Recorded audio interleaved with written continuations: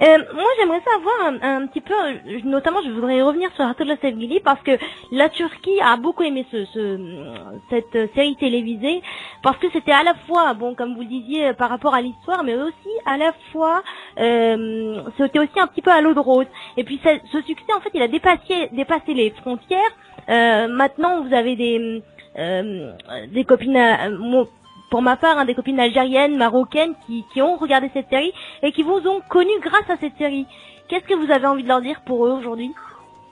Ah, moi, je pensais pas que c'était grâce à Atlas Sevgili, parce que Atlas Sevgili, je pensais que c'était une série qui était un peu plus locale, c'est-à-dire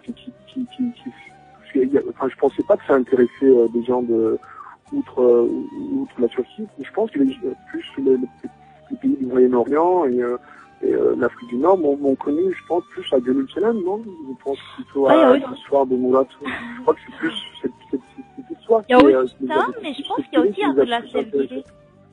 Et après, peut-être Gönül Çelen, ils se sont intéressés à Atlas Sevgili. Il y a, effectivement, je vois des tweets,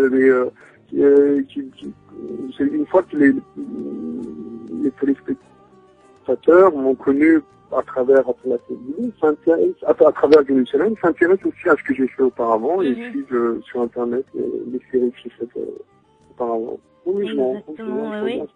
Et d'ailleurs, auparavant, vous aviez fait un petit court-métrage avec votre ami Emmanuel Veil, qui vous passe aussi le bonjour. D'ailleurs, nous avons discuté récemment avec lui aussi. Ah bon? Voilà, oui, parce que je le connais aussi. Mais Manu, je l'appelle Manu parce que c'est avec nous. Bon, moi, comme j'étais, je suis un fils d'émigré turc, lui, il était de la campagne, il est lyonnais. Donc, nous, quand on est arrivé à l'école Florent, on est tout de suite devenus amis parce qu'on est un peu, on venait un peu comme ça de la terre, quoi, un peu plus, on s'est bien entendu, on était un peu plus je m'en foutiste comme ça. Et ça donc, j'ai dit, écoute, tous les deux, si on fait des choses tous les deux, ça sera moins ennuyant que de les faire tout seul. Parce que tout seul, c'est dur d'aller chercher un bouquin, de le lire, d'aller au cinéma, c'est beaucoup plus ennuyant. Mais quand tu partages avec un ami ou avec quelqu'un, donc j'ai dit, mais Manu, viens, on fait une chose lucrative par jour. Ce qui veut dire une pièce de théâtre.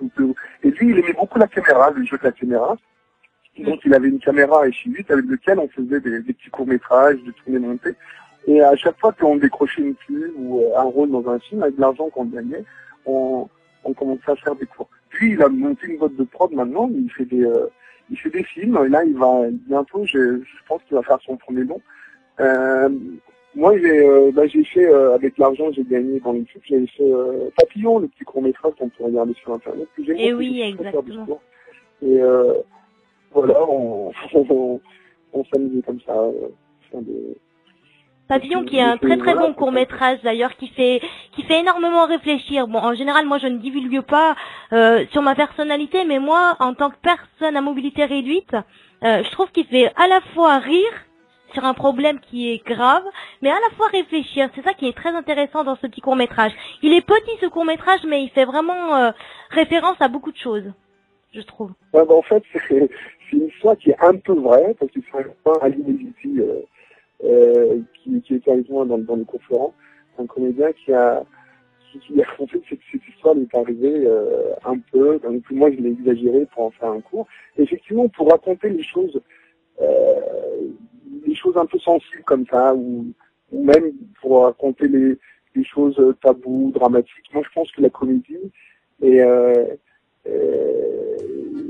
c'est le rôle, le moyen le plus court pour faire passer un message. Parce que quand on utilise le drame pour raconter un drame, ça devient un peu pathétique. Et je trouve que la comédie, il y a un côté un peu délirant, un côté un peu comme ça, dérisoire, qui fait que en fait le message prend beaucoup plus d'importance. Tu sais, par exemple, Charlie Chaplin, il raconte des choses tragiques, mais en même temps c'est tellement drôle. Et moi j'adore la comédie. Quand elle est bien utilisée, quand elle est bien écrite, la comédie c'est pour raconter les plus grands drames, les plus grandes tragédies. Je trouve que la comédie c'est un super moyen. Et alors pour ceux qui voudraient devenir comédien comme vous plus tard, et notamment aussi de même réalisateur ou acteur, qu'est-ce que vous leur conseillerez aujourd'hui? Et moi, j'avais posé cette question à Vincent Lindon en masterclass à l'école Florent. Et comme ça, Lindon, il venait souvent en cours comme ça. Et quand il venait, il venait tourner l'éducation avec Sophie Marceau. Il était plus haut de sa forme.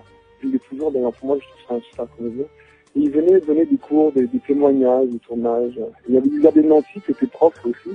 Au cours, moi, j'ai eu beaucoup de chance parce que j'ai travaillé vraiment avec des personnes super intéressantes. Il y avait Audrey Tautou, il y avait Jean Attal, il y avait Gad Elmaleh qui avait fait un tour, il était parti au Canada, il revenait en France avec son one-man show. Et moi j'ai dit, mais vous avez un conseil à nous donner comme ça en tant que comédien, la question, il y avait une Marianne, il a dit la travail. Et du coup tout le monde a rigolé, moi j'étais un peu vraiment, j'étais pas très à l'aise. Et puis je me suis dit, finalement, il a peut-être raison, il faut que je travaille. Et alors, c'est vrai que c'est bizarre comme métier parce qu'on a l'impression de travailler pour rien et on a envie d'une réponse assez, quand on fait un truc, on a envie tout de suite qu'il y ait quelque chose en retour. Et en fait, non, il faut être patient, il faut se donner 10-15 ans. Et surtout, le plus important, c'est quoi réussir en fait? C'est ça qu'il faut se poser comme question. C'est pas simplement être à l'écran ou c'est aussi une réussite personnelle qui est importante. Donc, le plus important aussi, c'est de s'enrichir intellectuellement et puis d'une manière au niveau de l'expérience aussi de la vie. Par exemple, moi je conseille beaucoup aux jeunes d'aller voyager. Je trouve que la plus grande richesse, c'est de voyager, de découvrir, de s'intéresser aux gens, d'observer les gens.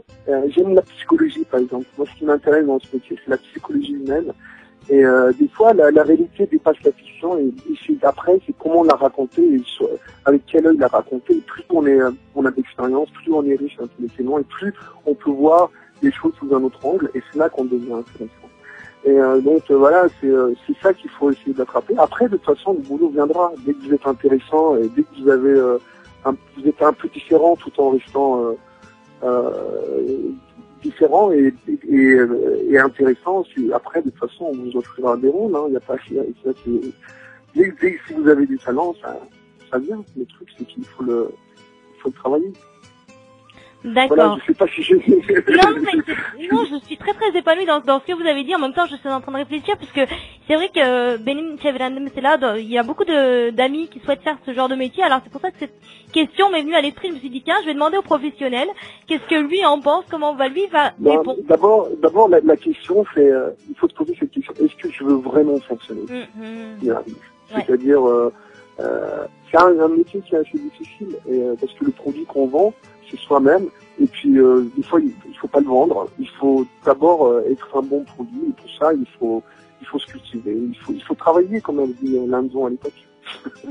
Sans arrêt. Bon, en tout cas, vous avez un don énorme parce que vraiment vos séries dépassent un tel succès, que ce soit en Turquie ou même ça a même dépassé les frontières puisque maintenant vous avez des fans du Maroc, d'Algérie, notamment Rizlen, une de mes amies dont j'ai connu sur le forum cancelelcin.com.tr adresinden tanıdım onu et elle vous passe le bonjour.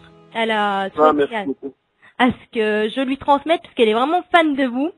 Donc voilà.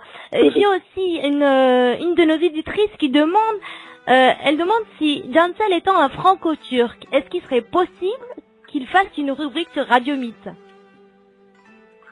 Une rubrique? Ah bah écoutez, je sais pas si je vais pouvoir avoir le temps, mais je sais pas. Pour ça, il faut que je consacre du temps. Et oui, pourquoi pas? Pourquoi pas? Bah écoutez, nous on sera heureux de vous accueillir sur notre équipe. En tout cas, moi, je vous remercie de nous avoir accordé cette belle interview.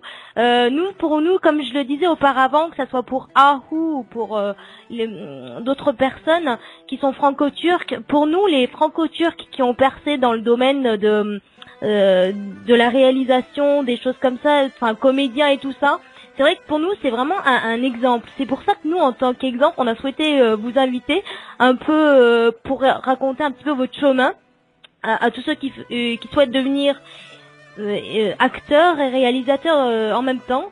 Donc on vous remercie vraiment d'avoir accepté. Moi qui vous remercie de m'avoir donné la parole dans votre radio, et puis au plaisir. Je serai toujours content de pouvoir discuter avec vous. C'est très gentil. Je vous embrasse et puis à bientôt. Voilà, à bientôt. Merci Jantel en tout cas. Bonne journée, au revoir. Merci beaucoup.